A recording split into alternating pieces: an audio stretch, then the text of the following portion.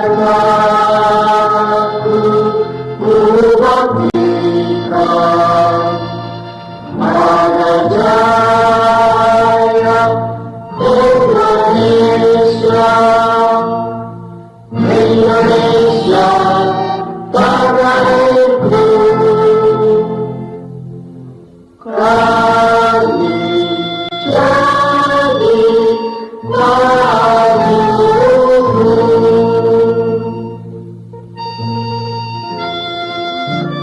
Assalamualaikum warahmatullahi wabarakatuh. Salam Pramuka. Nah, perkenalkan, nama kakak adalah Aulie Zayati.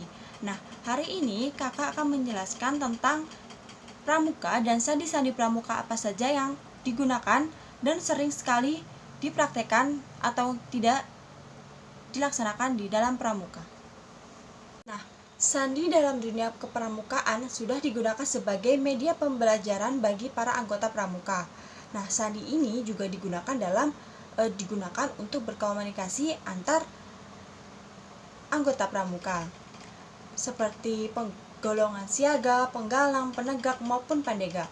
Pemakaian sandi dalam pramuka harus disesuaikan dengan tingkatan ilmu yang dimiliki oleh golongan pramuka. Hal ini dilakukan agar pengguna sandi dapat diterima dan dimengerti oleh masing-masing anggota pramuka. Baik, di sini kakak akan menjelaskan mengenai sandi pramuka. Secara istilah, sandi berasal dari bahasa Sanskerta yang memiliki arti rahasia atau menyembunyikan. Sedangkan dalam Kamus Besar Bahasa Indonesia atau KBBI, sandi memiliki arti yaitu rahasia atau kode. Jadi, sandi pramuka adalah tulisan dengan huruf sandi yang cukup sulit dimengerti oleh orang lain atau kaum awam sebelum mempelajarinya. Meskipun sandi ini disebut sandi pramuka, namun penggunaannya tidak hanya dalam kepramukaan saja.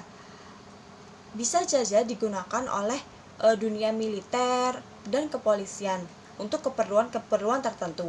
Oleh karena itu, mempelajarinya bukan karena hanya pramuka saja, tapi untuk kebutuhan lainnya. Adalah sejarah munculnya sandi. Nah, munculnya sandi berawal dari para pahlawan pada zaman dahulu yang sering melakukan perjalanan dengan berkelana dan berpindah-pindah tempat. Untuk itu, mereka harus menggunakan suatu bentuk komunikasi rahasia yang tidak dapat diketahui oleh orang lainnya atau kaum umum. Nah, mereka kemudian menciptakan sandi untuk mengelabui musuh-musuhnya dan menggunakannya sebagai alat komunikasi. Pada tahun 3000 sebelum Masehi, di kerajaan Babilonia ditemukan tulisan cuneiform. Ya, tulisan cuneiform adalah salah satu tulisan kuno yang berbentuk paku yang dituliskan di atas tanah liat untuk mengirimkan berita rahasia antar daerah. Nah, mereka menyukur rambut kepala kemudian menuliskan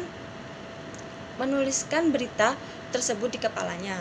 Rambut budak tersebut dibiarkan tumbuh kembali, baru kemudian budak dikirimkan ke tempat tujuan.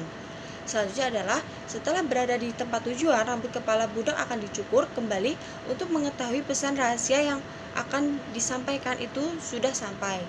Nah, cara ini pada zaman dahulu dianggap sangat efektif digunakan oleh para pemimpin pada masa itu untuk mengelabui musuhnya. Nah, pada masa sekarang, komunikasi sangatlah luas, hingga dibutuhkan suatu kerahasiaan dalam bidang-bidang tertentu, baik di dinas maupun militer. Sandi juga digunakan oleh pramuka dalam bentuk sandi pramuka sebagai suatu media pembelajaran bagi anggota pramuka tersebut. Selanjutnya adalah ada manfaat dari sandi pramuka. Yang pertama yaitu komunikasi antar anggota regu, di mana dalam suatu kegiatan pramuka pasti akan dibentuk beberapa kelompok regu. Sandi pramuka ini dapat digunakan untuk melakukan komunikasi rahasia antar anggota regu agar tidak diketahui oleh orang umum. Selanjutnya adalah meningkatkan daya ingat. Sandi pramuka dapat membantu dalam meningkatkan daya ingat masing-masing anggota pramuka karena mereka diwajibkan untuk menghafal berbagai macam sandi lainnya. Yang kedua ada meningkatkan kecerdasan, yaitu anggota dapat meningkatkan kecerdasan karena mereka dituntut untuk berpikir dalam membaca tulisan dan kode-kode yang dibuat dalam sandi pramuka tersebut. Yang keempat ada sarana belajar anggota pramuka untuk menyelesaikan masalah. Nah, sandi pramuka akan membiasakan anggota pramuka untuk menyelesaikan suatu permasalahan mereka akan mulai terbiasa berpikir untuk membaca suatu sandi dalam kehidupan sehari-hari.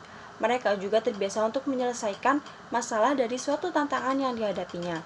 Yang kelima, ada sarana permainan dalam kepramukaan. Kenapa? Karena biasanya dalam pramuka, sandi pramuka digunakan untuk sebuah permainan atau games untuk melatih daya ingat ataupun melatih kemampuan anggota pramuka tersebut. Selanjutnya adalah selanjutnya kakak akan menjelaskan mengenai macam-macam sandi. Nah, sebenarnya sandi pramuka itu banyak sekali macamnya. Namun kakak hanya menjelaskan beberapa saja. Yang pertama yaitu ada sandi koordinat atau merah putih. Sandi koordinat disebut juga sebagai sandi merah putih. Cara menggunakannya adalah dengan membuat kata kunci merah putih dalam bentuk tabel, di mana merah untuk barisan dan putih untuk kolom.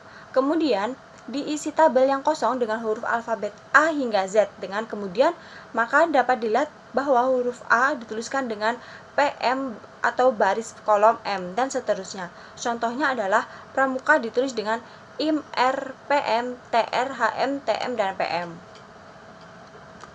Selanjutnya ada sandi jam. Sandi jam adalah sandi yang dibuat dengan menentukan waktu tertentu sebagai patokannya. Misalnya saja pukul 6 menunjukkan huruf A. Maka jika beda waktu yang digunakan adalah setiap 5 menit, maka pukul 6 lebih 5 menunjukkan huruf B. Begitu pun seterusnya. Kemudian ada sandi semapur, di mana biasanya sering kali dijumpai. Sandi semapur adalah sandi pramuka dengan menggunakan bendera yang digunakan dengan dua tangan. Masing-masing huruf alfabet memiliki bentuk sandi yang berbeda. Menggunakan sandi semapur ini, sandi ini bisa digunakan untuk parade semapur, yaitu penampilan tarian bendera yang kreatif. Di sini kakak juga menampilkan gambar dari sandi semapur tersebut, di mana adik-adik biasanya sudah mengenali sandi tersebut. Sandi yang selanjutnya ada sandi Morse, di mana sandi Morse adalah sandi pramuka yang diciptakan oleh Samuel Finley Breese Morse. Sandi ini terdiri dari kumpulan titik dan garis yang membentuk suatu huruf atau kalimat. Aplikasi sandi Morse digunakan untuk membentuk sandi-sandi yang lain.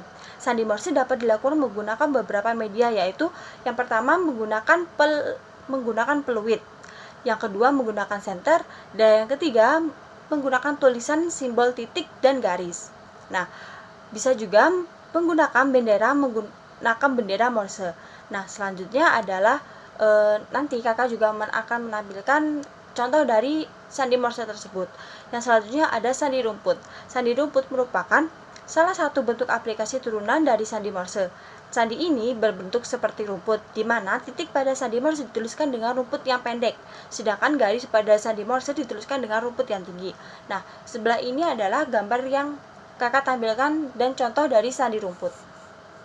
Kakak juga akan memberikan adik-adik semua untuk tips menghafal sandi pramuka. Biasanya sandi pramuka ini kan dihafalkan dan bisa juga digunakan dalam permainan pramuka itu sendiri. Nah, yang pertama, untuk menghafalkan sandi Morse perlu digunakan baca hafalan dengan adik-adik semua mengulangi terus-menerus, membuka buku dan latihan membaca dengan sandi Morse. Yang kedua ada sandi rumput. Jika sudah hafal dengan sandi Morse, maka sandi rumput itu juga dianggap mudah, hanya saja perlu menuangkan sandi Morse menjadi sandi rumput itu tersendiri. Maka cara menghafalkan yaitu sama seperti sandi Morse tadi, ulangi terus-menerus, buka buku dan ubah sandi menjadi sandi rumput. Sebenarnya sandi rumput dan sandi Morse itu sama saja, cuma lambangnya yang digunakan itu berbeda. Yang ketiga ada sandi semapur, yaitu adik-adik tidak perlu menggunakan sandi semapur untuk menghafalkannya, namun bisa menghafalkan dengan cukup menggunakan tangan kosong saja, seperti mengikuti gerakan sandi semapur yang berbentuk huruf-huruf tersebut. Nah, cara yang digunakan itu seperti tadi, yaitu dengan mempraktikkan mencari tulisan di sekeliling dan menggunakan sandi semapur untuk menerjemahkan tulisan dan ulangi terus-menerus. Mungkin segitu saja penjelasan dari kakak mengenai sandi-sandi yang biasanya digunakan dalam pramuka dan biasa digunakan untuk game pramuka atau permainan. Nah, di sini kakak juga akan memberikan bukan tugas hanya permainan saja untuk melatih adik-adik semua dalam menggunakan sandi-sandi tersebut. Nah, kakak juga akan memberikan soal sebagai berikut. Adik-adik semua bisa dijawab ya.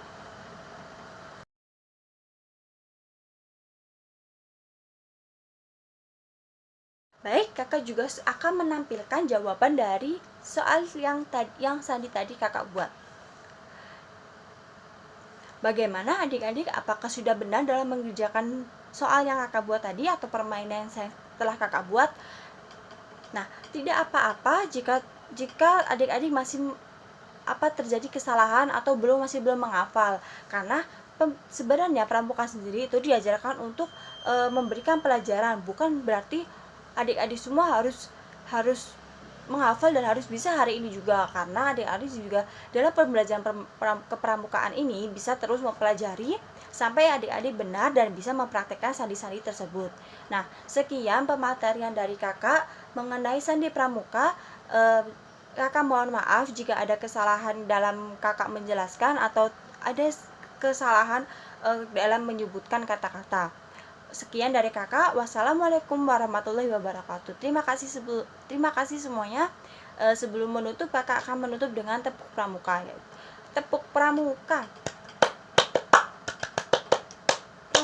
Pramuka, Praja Muda Karana. Nah, sekian dari kakak. Terima kasih. Wassalamualaikum warahmatullahi wabarakatuh.